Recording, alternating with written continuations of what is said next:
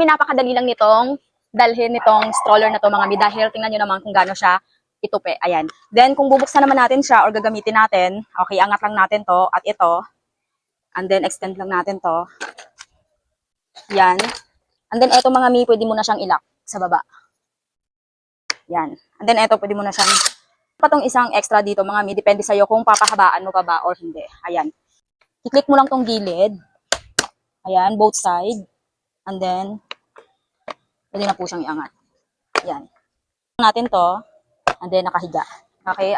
Sa mga mi dito sa baba, meron siyang lagayan ng mga gamit ni baby. And then, eto, pwede mo tong iikot. Napaharap sa'yo si baby. Okay, so itong orange po, pipindutin lang natin to. Then, iikutin natin si baby. Ayan. Okay. Meron po itong lock sa bawat paa. Okay, both side. Okay, pwede mo rin palang ilagay yung takip nito. Pwede mo tong ilagay. Ayan. Sa mga pwede nyo tong dalhin sa mall at kahit saan man kayo gustong magpunta kasama si baby. Kung gusto nyo ring bumili nito, ilalagay ko po ang link nito sa yellow basket kung saan mabibili, kaya check out na!